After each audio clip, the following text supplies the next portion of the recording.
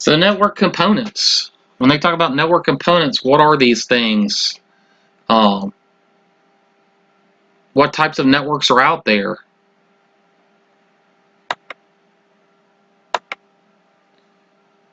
So network components, there's clients, there's servers, and there's this big global network called the internet that we all connect to.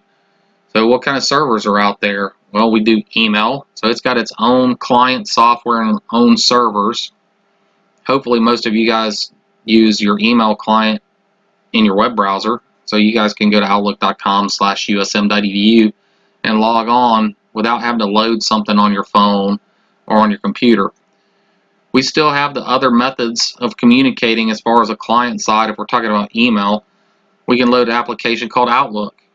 Outlook allows us to put in some configurations for an account and allow Outlook, a actual application that runs on a device, to communicate over the internet to some server, in USM's case Outlook.com. There are all kinds of applications, there are all kinds of things on the network. Everything has to have a client application, and everything has to have some server where it's actually got a server application on the other end. So when you guys hit a website, the website is designed or created to bring content back to you. It could be text, it could be text and images, it could be text and video, it could be flash movies, it could be an actual program. So we could actually write something where you could key in your name, address, phone number, email account, and hit submit, and it takes and brings that over to wherever you're giving it and puts it into a server, so later on somebody could contact you back based on the information you've provided. That's actually a program that's written on a server to gather data, and then it probably takes it and stores it in a database. So a database is a totally different server. So servers are, again, computers that provide information to end devices. We got web servers, we got file servers, we've got databases, we now have video. We also have complete systems online now. So the invention of the cloud, we could actually run our computer from another location. So a computer within a computer. And you can look up VMware, VirtualBox, some of those applications that we'll get into. So virtualization allows us to actually run computers within computers. Clients themselves are computers that send requests to the servers to retrieve information. You got web pages from a web server, email from an email server. We're gathering that data, and we discussed that a little bit. Everybody should know that, like the web client would be Chrome, Internet Explorer, Edge, Firefox. So Windows is a computer or client computer that runs applications, but there's a bazillion other ones now. So we have Google Android devices, Chromebooks. So Android is its own operating system. We have Linux that you guys get to explore. There's Red Hat and all kinds of flavors of it. It's its own operating system. It can be a client. So client can be all manners of things. Then you get into phones, iOS app, the Apple iPhone. You get all the Android devices, Samsung, Motorola, LG, on and on. You got tablets of all kinds of varying forms. So just about anything can be a client these days. For that matter, anybody that's got a video system at the house that records outside of their home, so like the Ring doorbell, it has an operating system on the inside that's custom designed, and it's got a video client so that you can actually remote communicate with somebody that's on your doorstep. So this keeps changing day to day. So we got two different types of networks. We got peer-to-peer. These things are easy to set up. They're not very complex. They have a low cost of entry because we can buy PCs for $500 or less. We can spend more if we want. We can get printers for $100, up to whatever you want to spend. But you can build a network where we share files, share printing, have wireless, have firewalls, and it's very easy to design. So this type of network is only recommended for very small networks, and the reason being is because if I want to share something between these two machines, and so let's say we have Tom and Alice as users, Tom's user has to be put on both machines, and Al's user has to be put on both machines.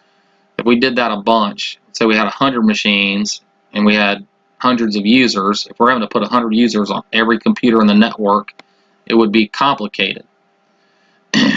So that's a disadvantage. We don't have a central way to control users. We can't lock things down centrally.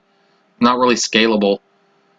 Again, this is the small peer-to-peer would be for simple transferring files, sharing printers, things of that nature, simple tasks. And another disadvantage is it's going to perform slower over time. So what do we do about that? Well, we start building LANs, and then one office may turn into 2 offices, and 2 offices may turn into 10 offices. All these things need to be able to interact over something called a WAN. The WAN can be a global public thing like the internet, but can also be point-to-point circuits provided through a company like Verizon or AT&T. So end devices are where message originates. When we're requesting data or we're trying to send data, it originates with this end device and then flows through our network to other networks or other end devices. So this guy's sitting here on LAN 1, maybe communicating with a person over LAN 2. I may be sitting in my office at USM, but I may be communicating to you at the dorm, or maybe sitting at my house and communicating to you at your house. So all that's done through end-to-end devices. So an end device doesn't necessarily have to be a computer. It can now be a cell phone, it can be a server, it can be a printer, it can be a video camera, it can be a telephone. Well, they got IP telephones.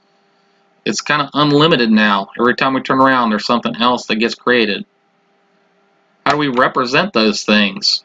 Well, they want you to make sure you understand that the things that move data around within a building, outside of a building to other buildings, other locations, are intermediary devices. So LAN switches handle communications over wire within a room or a building. We can move data from one room to another room with just a switch. A multi-layer switch can move things from one group on a LAN switch to another group on a LAN switch, also within the same building or between other buildings. When we have to leave a network, so from like one location to another location, 99% of the time we have a router on both sides. So routers move things from one network to another network back and forth. Routers are what tie everything together over the big global network, the internet. Originally, up until the 2000s, we had switches and we had routers. Well, that didn't provide us a whole lot of security, so we created this thing called a firewall. Firewalls are now sitting behind routers or in front of routers to keep things that we don't want coming in from coming in and protecting us from what we get to going out. The wireless router is similar to what you would be using in the inside of your home. This allows us to have a switch and a router and wireless connectivity all on one device. So a good example would be your home router or your home modem that's providing you connection to the internet. Again, these things regenerate, retransmit data signals. They maintain information about what pathways exist to other networks, and they notify other devices of errors in communication and failures. So this is how we tie everything together, intermediary devices. The other missing component of a network would be the network media. So communication across a network is carried through a medium, which allows a message to travel from source to destination. This could be metal or copper wires within cables or using electrical impulses. So this is an example of twisted pair. This is what we call Ethernet cabling, and the jacks that we plug into in the wall from our computer look like this. Glass or glass or plastic fibers within cables are called fiber optic cables. We use pulses of light. This is what fiber optic cable looks like. So this is what we use outside of our buildings over long distances. This is how we prevent lightning from being a problem. This is how we get very high speeds and very low error. And of course, wireless transmissions again came out probably early 2000s, and it's come a long ways because we can actually transmit data over wireless almost as fast as we can transmit things over a wire. We run into situations with wireless transmissions because it's a shared device. So you got one wire, one device. The more people that jump on a wireless network, the slower things get. And that's the way it's always going to be because, again, we're using a central piece and we're allowing a bunch of people to go through it, and the bandwidth or the amount of speed that we can gain on a wireless is going to shrink. The only other thing that I could think of in this section is that they kind of throw this peer-to-peer thing at you, but they didn't talk too much about the client-server network. So on a client-server network, we actually have a centralized box called a server. We can put all the users on. We can tie all the clients to them. So if I need to change a password for Tom, I just do it at the server.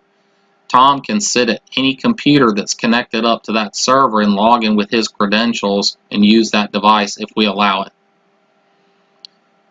All the files that anybody in an organization need can all be put on the server.